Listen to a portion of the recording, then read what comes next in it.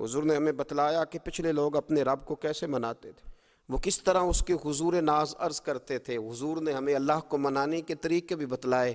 فرمایا جب ماں باپ دعا مانگیں گے اولاد کے حق میں تو وہ مان جائے گا۔ حضور علیہ السلام نے فرمایا جب مسافر دعا مانگے گا تو اللہ مان جائے گا۔ فرمایا میرے رسول کریم نے کہ جب بیمار دعا مانگے گا تو اللہ مان جائے گا۔ اور سید عالم علیہ السلام فرمانے لگے جب تمہارے ضعیف، کمزور، مجبور لوگ دعا مانگیں گے تو اللہ مان جائے گا۔ اور حضور نے فرمایا جب تم فرض ادا کر کے دعا مانگو گے تو اللہ مان جائے گا۔ اور میرے محبوب نے فرمایا جب پچھلی رات اٹھ کے تم اس کے حضور عرض کرو گے تو وہ تمہاری دعاؤں کو قبول کر لے گا، وہ تو مان جائے گا۔ اور حضور نے ہمیں دن بتائے، فرمایا جمعے والے دن مانگنا مان جائے گا، شب قدر کو مانگ لینا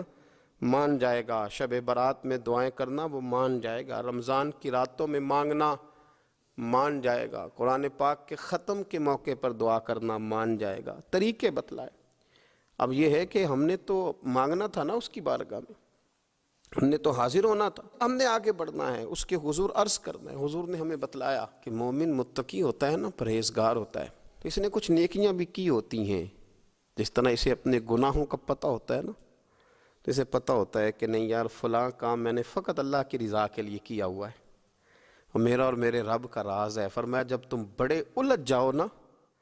جب تم بڑی آزمائش میں آ جاؤ اور جب تم سمجھ لو کہ اب میں بڑی تکلیف میں آ گیا ہوں، تو پھر ایک طریقہ حضور نے ہمیں اور بھی بتلایا مانگنے کا، ایک اور طریقہ بھی بتلایا، اور وہ روایت صحیح مسلم میں موجود ہے۔ راوی حضرت عبداللہ ابن عمر رضی اللہ تعالیٰ عنہ، حضور فرماتے ہیں 3 لوگ سفر کر رہے تھے۔ یہ آپ اندازہ فرمائیے صحیح مسلم کی حدیث ہے، ایک یہ رنگ بھی ہے اللہ کو منانے کا، ایک یہ انداز بھی ہے اس کی بارگاہ میں گزارشات پیش کرنے کا، یہ بھی ایک طریقہ حضور نے ہمیں بتلایا۔ اگرچہ اپنی نیکیوں کو چھپانا چاہیے، نیکیاں جو چھپی ہوئی ہوتی ہیں وہ قیمتی ہوتی ہیں۔ حضرت عبداللہ ابن عمر فرمانے لگے کہ نبی پاک صلی اللہ علیہ وسلم فرماتے ہیں 3 لوگ سفر کر رہے تھے، رستے میں طوفان آ گیا، تیز بارش شروع ہو گئی،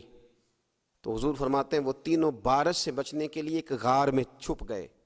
ہم کو پتہ ہے پرانے زمانے کے اندر غاریں ہوتی تھیں، اور لوگ جب سفر کرتے تھے لمبے تو پتھروں اور پہاڑوں کے بیچ میں سے سفر کرتے تھے۔ وہ غار کے اندر چلے گئے۔ اب چونکہ طوفان بہت زیادہ تھا، جب وہ غار کے اندر چلے گئے تو اللہ کے پیارے حبیب صلی اللہ علیہ وسلم فرماتے ہیں پتھر اوپر سے لڑکتا ہوا آیا، آ کے اس نے غار کو بند کر دیا۔ اتنا تیز اور اس مضبوطی کے ساتھ وہ پتھر لگا اور اتنا صحیح فٹ ہوا کہ اندر روشنی آنی بھی ختم ہو گئی۔ اب 3 لوگ ہیں، تھوڑی دیر تو وہ پریشان رہے کہ شاید اب کبھی بچ نہیں سکیں گے،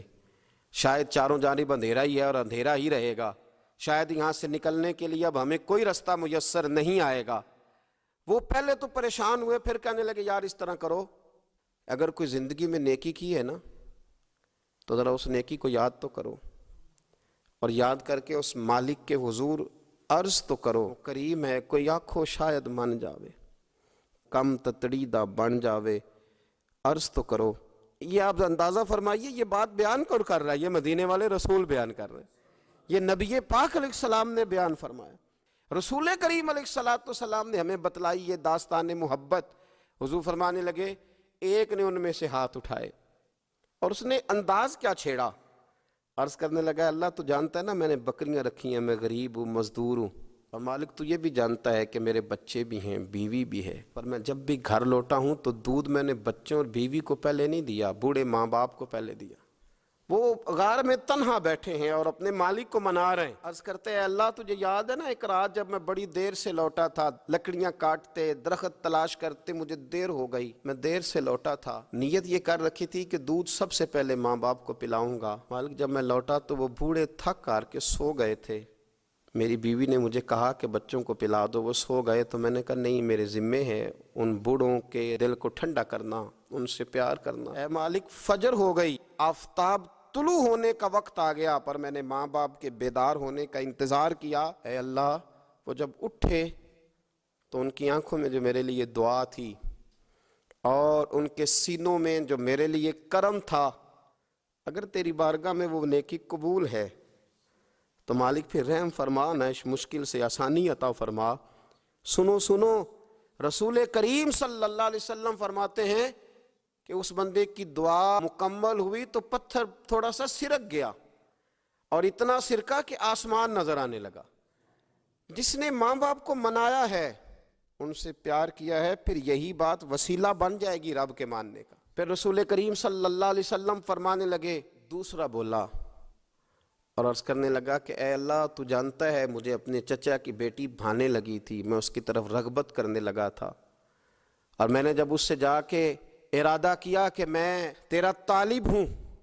تو اس نے مجھے کہا کہ پہلے 100 دینار لاؤ۔ تو اللہ، میں نے مشقت کر کے 100 دینار جمع کیے، اور جب میں پوری طرح اس پر حاوی ہو گیا، وہ میرے قبضے میں آ گئی اور گناہ کا میں نے ارادہ کر لیا، تو اس عورت کے منہ سے ایک جملہ نکلا کہ اللہ سے ڈر، اے مالک وہ میرے قبضے میں تھی، اے اللہ میں گناہ پر قادر تھا، میں چاہتا تو گناہ کر لیتا، لیکن جب اس نے تیرا نام لے کے کہا نا کہ اللہ سے ڈر، اللہ میں ڈر گیا، میں اسے چھوڑ کے آ گیا۔ اگر تجھے یہ بات پسند ہے تو پھر نکال دینا اس مشکل سے، پھر کر دینا کرم۔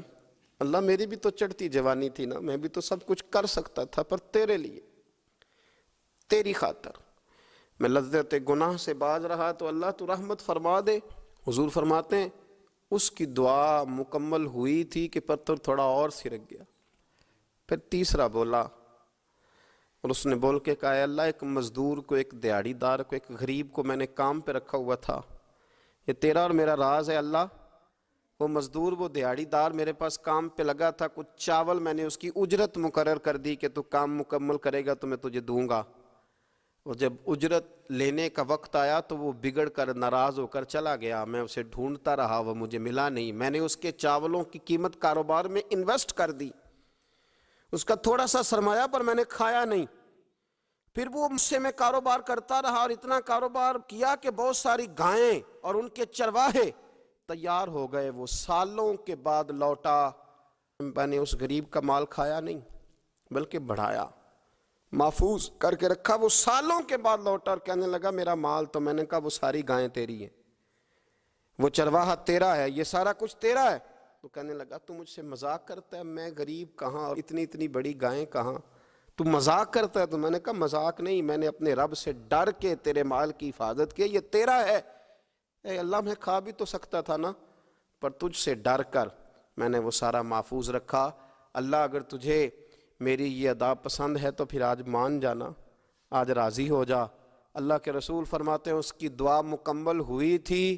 کہ پتھر لڑکا اور ان کے لیے رستہ بن گیا، وہ باہر آ گئے۔ تو حضور نے ہمیں بتلایا کہ وہ تمہاری نیکیاں جو چھپی ہوئی ہیں، وہ تمہاری نیکیاں جو تم نے خالص اللہ کی رضا کے لیے کی ہیں،